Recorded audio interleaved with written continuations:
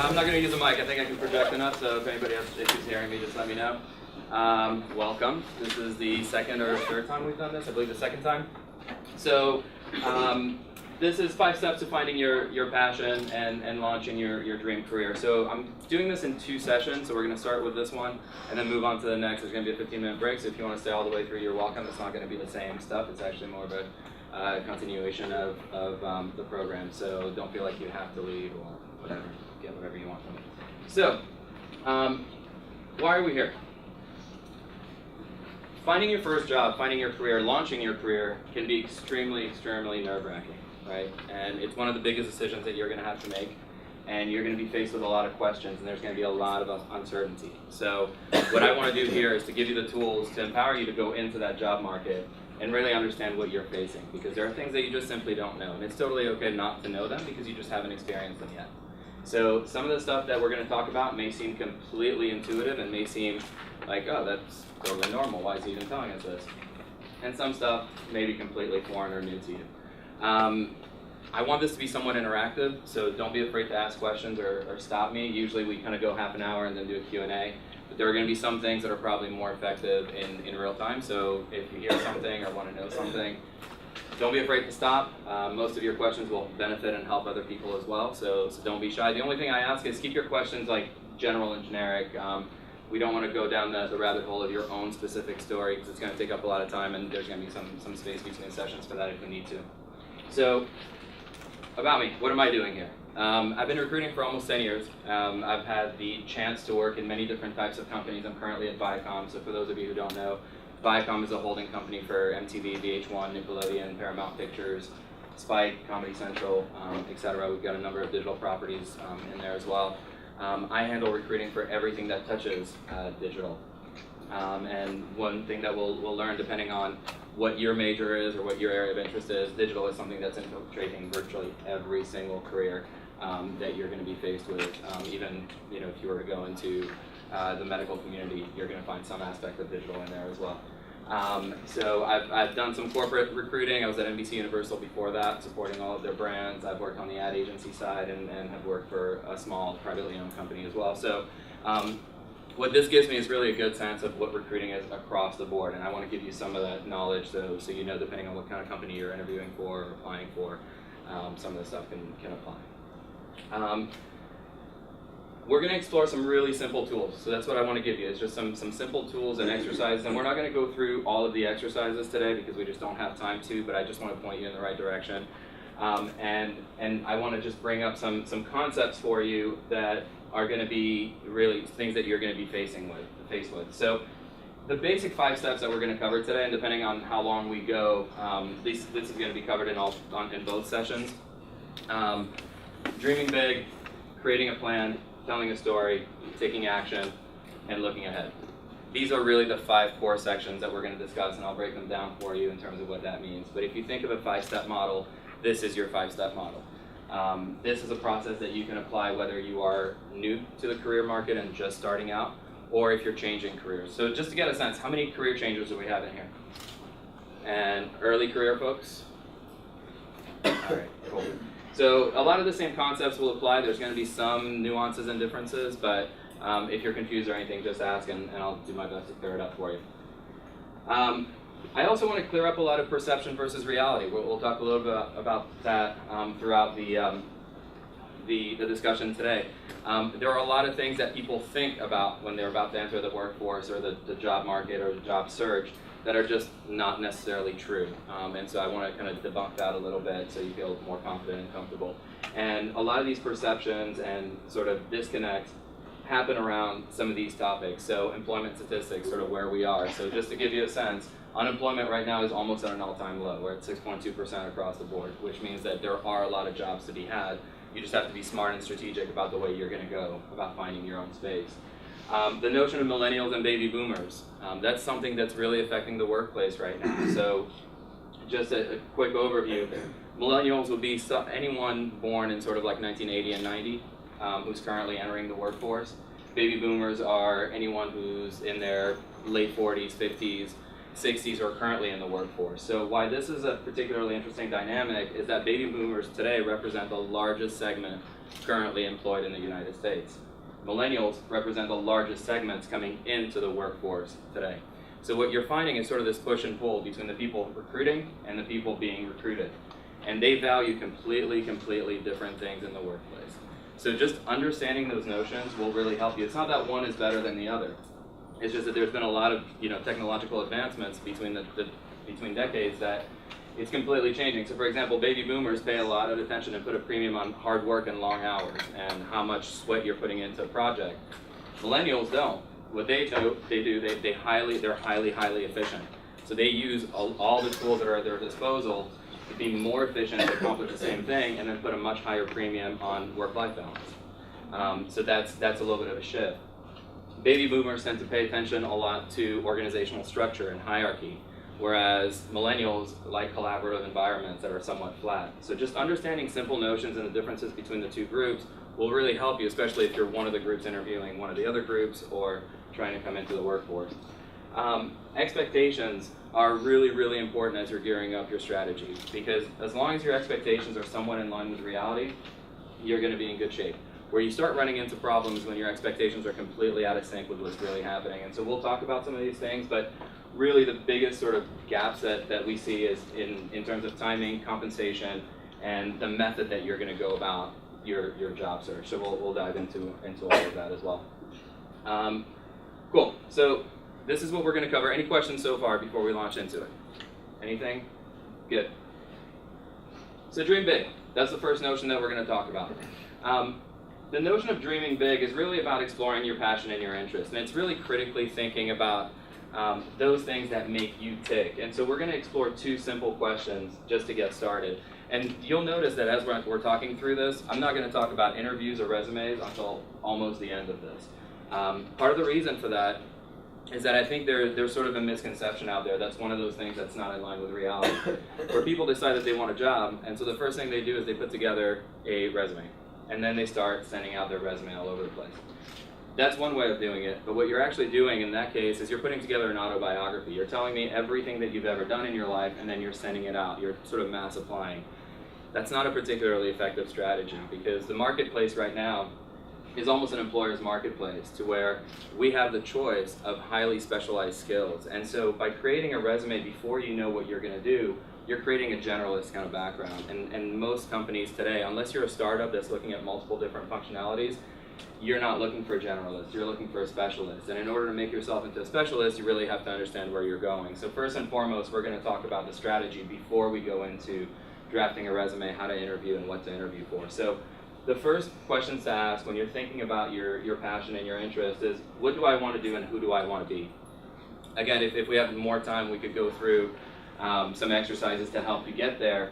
But there are some really basic things that you can start asking yourself. So sort of try to break away from the notion of, what do I qualify for? Like, remove that from your vocabulary altogether, because what you end up doing is you look at what you've done, you look at the internships that you've done, you look at the classes that you've taken, or the courses or the programs, and then you kind of pigeonhole yourself at looking at careers that seem to make sense based on that. And it actually doesn't give you more options, it removes a lot of options from your plate. What you really want to do is forget where you're coming from, but really focus on where you're going instead. And so ask yourself, what are my values? What do I care about? What are the things that make me tick? What is important to me, regardless of your background or education or anything like that? And then work on identifying your interests. So create your list of values and ask why. Don't be afraid to ask why.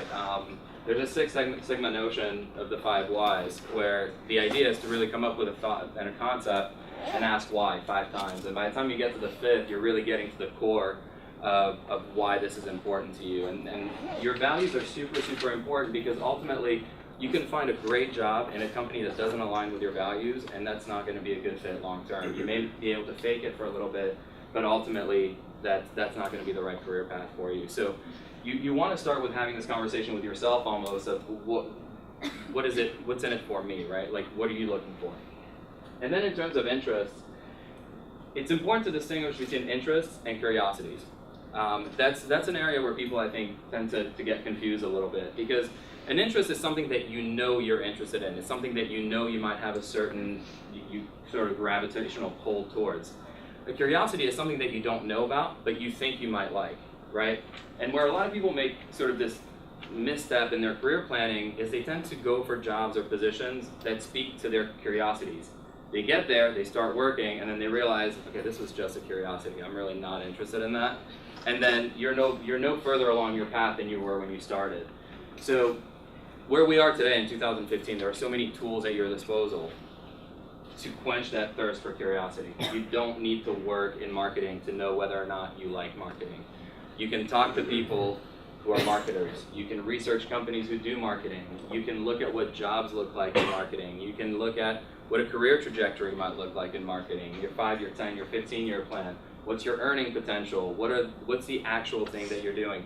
Where I see this a lot, and there's sort of two fields, given where I work, that I see that a lot in.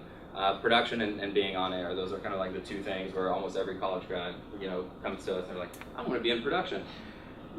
Most of the time they say that because they feel like production is the only place where they can be creative in a media environment, which is actually completely untrue. You can be creative virtually anywhere in anything that you do, but what they don't understand is what the life of a producer is actually like. What's the day-to-day? The fact that you're going to go from one freelance project to the next, the fact that you're very unlikely to be staff employed anywhere if you're a producer, and you're not going to have benefits, and you're working overnight shifts, and you're not spending holidays with your families. And these are all things that they don't tell you in school when you're learning about what production is, right? And then you get into the workforce and realize, wow, this lifestyle is really not for me.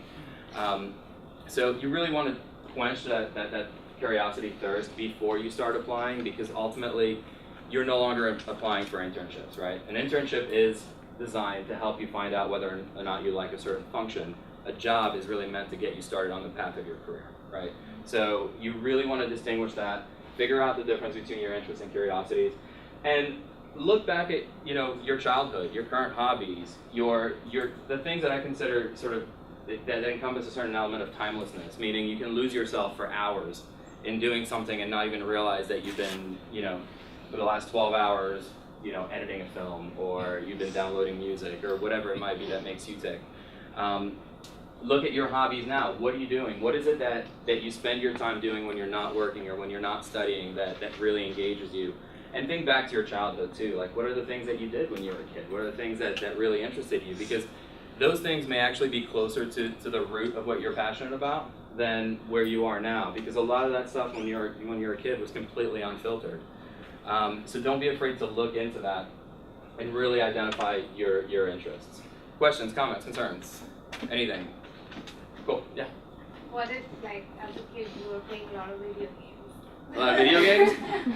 There are so many careers in video games. You can be a gamer, you can create video games, you can market video games, you can produce them, you can graphic design them, you can come up with sales strategy for how to grow a certain demographic for a video game. Any function that you want to serve in the job market exists in virtually any kind of career path that you want. So if video games is what you're passionate about, you find your role within that industry. So and we'll talk about this, really understanding the difference between industry and function, because those are two completely different things.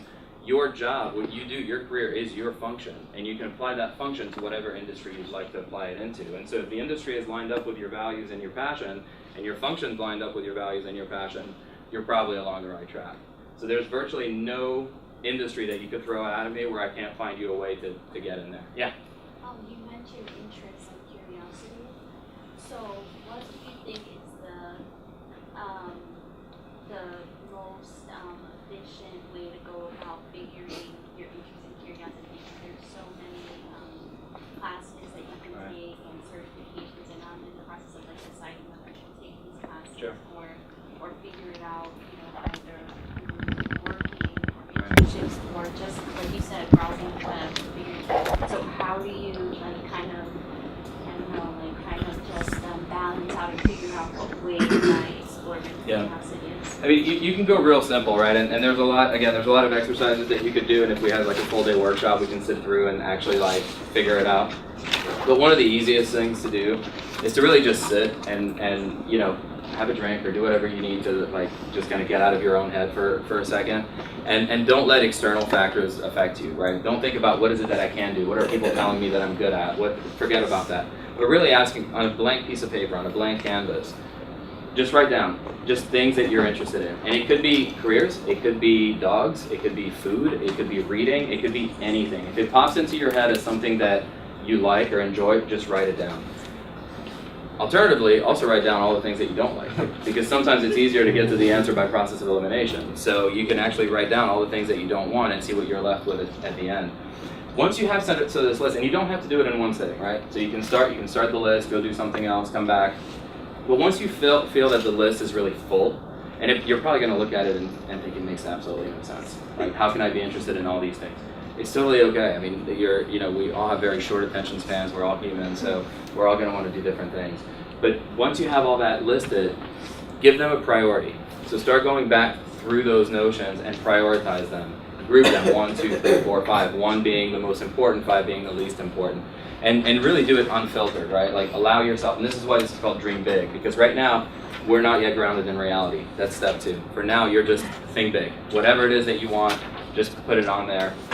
And once you've listed them all, circle the ones that have number 1s and number 2s. Like odds are those are probably your strongest interests, and then you can start kind of weeding through them. But the key to this, no matter what exercise you do, is really being honest. I mean, I think you have to be honest with yourself. There's no one watching this. This is all about you. You're not talking to any company. You're not talking to any career person. This is just about you. So take the time to do this. See where that takes you. Anything else before we move on? Sure. Do you think for us career changers, should we, because I think, I mean, at least me, I think most of us can be here out of our curiosity, because we didn't know the industry before coming here, so, I mean, getting the degree. So, would you recommend us to try and do internships in order to see that's a curiosity or an interest? Yeah, I mean, definitely. I think internships are great. About 40% of internship leads to jobs. So think of an internship not just an internship is great for a few different reasons. One, you're actually learning core skills. So an internship just for the sake of doing an internship probably isn't going to help you too much. But if you're doing an internship in a function that you're looking to serve, you're going to learn key skills in that environment. And you're also going to get to network with people who do what you want to do. So to your point, there is a difference between curiosities and interests, right? But a curiosity can lead to an interest. It's just, in your mind, understand that it may have started as a curiosity, but now it's become an interest. And because it's become an interest, that's what you're going to put your effort into. This is really just to say, don't waste your time on curiosities when it comes to the job world, because there's only one of you, right? So you can't be perfect for everything. You have to make yourself as perfect as possible for the one thing or the two things that are going to be most important. And we'll cover some of how to get there too. So we're dreaming big. We're out there kind of in space and thinking about what it is that we want to do. Step 2 is creating a plan. And that plan is a path and a strategy that's going to be grounded in reality, right? So your first step is dreaming big, you're thinking, it's out there. And then step 2 is bringing it from kind of the dream world to the practical world, and how we're going to translate that from a large idea to something that's actionable and that you can execute on and you can actually follow. Creating a plan is particularly important for a few different reasons. Many people, when they start the job search, they measure their success by whether or not they get a job offer. And the reality is you're going to apply to hundreds of places before you get one job offer, which means you're going to fail 99 times before you succeed once. If that's your only measure of success, you're going to go crazy. Because throughout that whole path, you're going to feel like you're failing. When in reality, you can actually create a lot of successes and a lot of goals along that path without getting the job offer yet. As long as you're learning and you're growing and you're following your plan, you're going to continue to really evolve as a person. So don't allow just getting an offer to be your measurement of success, but give yourself goals throughout, and we'll talk a little bit about what that means. Start looking at the job market in sort of 3 verticals: industry, function, and culture. Those are the things that are going to help you gauge where you sort of are going to apply the people that you're going to want to network with and where this is going to go. So the industry is really kind of a large grouping of companies or entities or nonprofits or organizations that do the things that you're interested in from an industry standpoint. So media versus pharmaceutical versus finance versus whatever else you can come up with. Function is a role that you're going to play within that industry. All right, so don't blend the two. And where we see a lot of the blending, for example, is someone who says, I'm really interested in production, and I'm going to apply for this job as a marketing coordinator at Viacom because Viacom is a production company. Okay, but what you're doing is you're applying into the right industry but into the wrong function. So that doesn't really help you, right? And you add culture on top of it, that's another measurement of the companies that you want to be with. So understand the corporate cultures of the companies that you're targeting, because those cultures have to line up with yours. There are companies, for example, that are really good about working remotely. That could be something important for you. Maybe you have, life gets in the way of a lot of things, right? And you might need to work remotely. Some companies don't completely frown upon that, right? It's not right or wrong or indifferent, it just means that it's a difference. So you have to be aware of those things. Understand the function, understand the culture, understand the industry that you want to go into, and start targeting positions that are going to be in that function, target companies that are going to be within those cultures and industries. So it's really kind of a two-part process, the companies and the positions. Now think of the positions as, whether you're entry level or not, don't think of a position as entry level. Think of it as an entry point into the industry or the function that you want to be into. It doesn't matter what level the position is. If it is that entry point into where you want to get, that position is now relevant to you. So don't look at titles, don't look at levels. Every company titles differently. Viacom has a dozen companies, and we don't even title the same across the Viacom companies. So if you're looking at many different, and we get this question a lot, well, this position's a manager title, this one's a coordinator title, so the manager one's better. I don't know. It depends, right? What are you getting from the manager? Are you just getting the title, or are you actually getting something relevant to go with it? So train yourself to really think of it as entry points and not entry-level positions. And as far as your target companies, they really need to match, right? Like, they need to match your values, they need to match the corporate culture that you're looking for, but they also need to match your needs, and your needs are going to change, and the needs for everyone in this room is going to be different. There's not two people in this room that have the exact same needs, right? So in looking for a position, someone may be looking at title. Someone may be looking at compensation. Maybe you're in a time of your life where you absolutely need that extra boost of income. You have no choice. You don't have the luxury of looking for positions that are lower paying, and you have to focus on high paying positions. Maybe you're at a point where you can focus on positions that are helping you grow professionally and you don't care about income. So all these needs are going to be completely different, and geography factors into this, right? Because we get this a lot where somebody will reach out and say, well, I'm really interested in doing development and I love New York. Well, that's great, but development's in LA, right? So if you're not willing to move, then that's not the right career path in New York, or New York's not the right geography. So all these things come into play. So once you have a clear idea of what that all looks like, it really helps you set up a comprehensive plan that's really going to be your own path. One of the things that was most sort of impactful for me, and I have a special interest in kind of doing these things because I was one of these like undecided kids, right? Like I had no idea what I wanted to do in life and didn't know where I was going, and I had sort of this quarter life crisis, and somebody sat me down and said, you're never more than 5 jobs away from your dream job, no matter what your dream job is. You want to be an astronaut, you want to be the next president of the United States, you're never more than 5 jobs away from that dream job, as long as you are strategic about the next 5 jobs that you're going to take. The beauty of the 5 jobs model is that once you get one of those jobs, you keep adding to that line. So it's a way to keep motivating you and looking ahead, which we'll talk about, but you kind of keep moving forward. So the basic concept of looking ahead is thinking about, again, having an honest conversation with yourself. So if you've noticed up to this point, we haven't yet gone external with any of this process. This process right now has only been internal. You haven't applied to anything, you haven't spoken to anyone, you haven't networked with anyone, you haven't interviewed. You're still sitting in your space trying to figure this out. So really figure out critically, where are you today? And fast forward to the next job.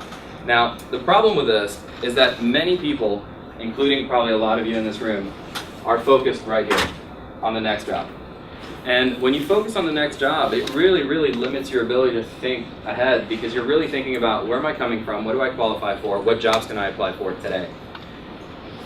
Cut that thinking from your head completely, because this is something that's counterintuitive. If you focus on the next job, you're actually not focusing on the next step of your career path. And that's a big distinction because the next job may not necessarily be the next right step. So think of it as that 5 jobs model where you've got the next job, then you have the job after that, then you have the job after that, and then ultimately you get to your goal of being in the dream job, right? So if you put the dream job at the end and you leave kind of the space blank, and you start looking at what qualifications am I going to need to one day acquire this dream job. So you don't have to have just one, right? I mean, I think it's unfair to ask anyone today, what do you want to do for the rest of your life or for the next 10 years even?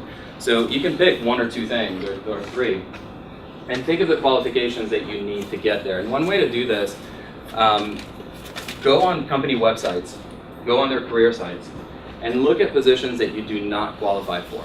Positions that you might one day qualify for, maybe in 5 years or 10 years. And start looking at the job descriptions for like general managers, EVP, president, CEO, whatever. Look at those job descriptions and break it down into qualifications and skills. And look at the skills that you're one day going to need to acquire to get to that position, right? So when I think of skills, does everybody have a pen and paper? Does anybody not? All right, so let's try something. With your non-dominant hand, so if you're right-handed, use your left hand. And when you're ready, give me 1 second to get this going. So again, is everybody ready? All right, with your non-dominant hand, write your first name 5 times, starting now, and raise your hand when you're done. 5 times with your non-dominant hand.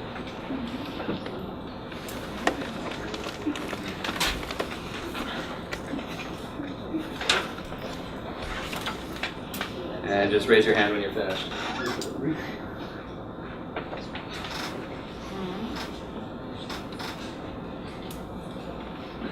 Cool. Bring him up. Bring him up when you're done.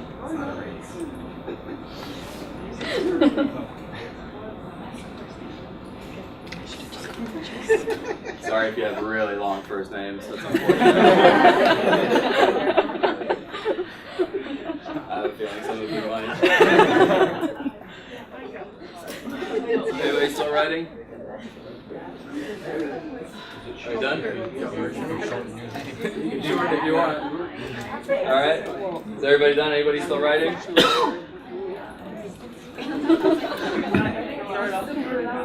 All right. So let's call it. Now, do the exact same thing that we just did with your dominant hand, and raise your hand when you're done.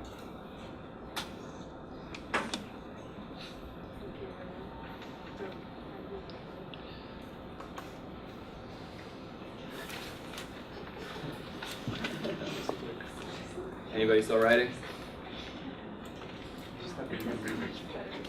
Anybody still writing? No? All right, let's call it. Writing with your non-dominant hand took you 1 minute and 3 seconds. Writing with your dominant hand took you 23 seconds. When we talk about skills and qualifications, it's your dominant hand. We're not talking about the things that you're potentially interested in. We're not talking about the things that you may one day want to learn. We are talking about the things where somebody can put you in a seat, have you write your name down 5 times, and you can execute in 23 seconds. Those are your current skills. Those are your current qualifications. So be careful when you're reading job descriptions, because as you saw, anybody can make the argument, well, I can learn to write with my left. Of course you can. Anybody can. But if I put you in that job tomorrow morning, it's going to take you 4 times longer to execute the same task as someone who's coming in with that experience, right? Some companies, some groups, some teams, some hiring managers may not have someone to train you on staff. So they may need someone with that experience. So when you look at job descriptions, when you look at setting up your path, think about the must-haves versus the nice-to-haves. The must-haves are your dominant hand. The nice-to-have are your non-dominant hands. So once you have that, now work backwards from it. Look at the skills and qualifications you're going to need. Go back to what do you have today? What are your dominant hands today? List them out. The next job should leverage what you've done today, but should increase your qualifications 2, 3, 4, whatever. And the idea is that as you're chasing next positions, you're ultimately adding this job plus that job plus this job plus this job equals the dream job, right? So when I say don't worry about titles, don't worry about companies, don't worry about some of the fluff, right? That's all superficial. Really dig down to the core of what am I learning, what am I doing, what are the things that I'm going to master and own throughout that process, and then you determine whether or not that's going to be a good fit for you. Setting realistic expectations is going to be the most important part of your process in determining your goals and your path, right? So these are the three things that are typically the most off in terms of reality versus perception. How am I doing on time? You have another 10 minutes. All right, cool. So we can make it through this section. In terms of timing, the national average to find a job is around 10 months. Most people think it's going to take them 3 or less. And so what ends up happening is, for many of you, it's going to take less. But it could take 10 months. It depends, right? There's a nuance between finding a job and starting a career. You can find a job in a few weeks. It may take you a little bit longer to find something that actually gets you started on your career. So you need to set that expectation so you don't drive yourself crazy. Because if you think you're going to have a job in 30 days, and in 30 days comes and you don't have a job, you're automatically going to feel deflated, right? So you're better sort of overestimating and over-preparing for how long it's going to take you. I mean, I like to use kind of 6 months as sort of the rule of thumb, like anything from 6 to 10 months as a good, and again, it could happen faster, so don't like panic or anything. It could, but that's one of the things that's sort of out of sync with reality. Another perception is that almost 40 to 50% of graduates think that they're going to have a job when they graduate, right when they graduate. The reality is less than 10% do. And that's because there's very few companies that hire straight out of college and will wait for you to come over. There are certain disciplines that are very, very specific where you're learning skills that no one else has, and in those cases you may be more likely to have a job when you graduate. But it's okay if you don't. So don't kind of panic about that. Compensation's another sort of weird thing because no one likes to talk about it, and that's a question that people struggle with when they're interviewing or somebody asks them like how much you expect to make or whatever. There's a lot of sites out there that are going to help you kind of get a gauge of what the ranges should be. You know, as a basic rule of thumb, like think of it as like entry-ish kind of level, like your first job out of school, or kind of the prep roles are going to be somewhere maybe in the 35 to 50 range. And then as you kind of grow, it'll go like 50 to 75, 75 to 100, 100 and up, like depending on where you go. So think about what bracket you might fall under. The key with compensation is you really need to ask yourself, if compensation is one of your biggest elements and one of the things that's really important to you, then that becomes a very important thing in your decision, right? So you need to be mindful of what jobs are you targeting to get to that, you know, to accomplish those, to realize that income potential. Because some jobs just won't get you there, right? So the way I see it is if you find your path and you find something that you love, ultimately the compensation is going to follow. You're better chasing the skills now and then allowing the compensation to follow, because people pay big bucks for an expertise, right? They don't pay big bucks for just because you're there and they're just really kind and they want to give you money, right? So you need to develop that expertise and that skill set in something, and that's when the money will follow. And then capacity and title are also something that is important, because most people kind of put a high emphasis on that, and as you're getting started, you don't really need to. You need to think about that later on in your career, like as when you're in full growth mode. Right now you're kind of in like entry mode. Not entry as in the level you're at, but entry as in finding that entry point of where you're going. There was a poll recently, most people, I think it was like 6 or 7 in 10 think that they're overqualified for the job that they're in now. And when it was actually matched to their skills to what they're doing, it turns out that 12% only were overqualified. So you're always going to have that perception that you're too smart for what you're doing, but the reality is like you're probably just right. You know, so like don't get too antsy. That's another millennial baby boomer sort of big butt heads, where baby boomers are used to being in a position for like 3 to 5 years and then moving up, whereas millennials like want it within like 30 days, you know? And it happens. It's kind of absurd. I mean, it's funny, but it like actually really happens. So give yourself enough time to learn and kind of grow, and you don't have to be too antsy to move on to the next thing.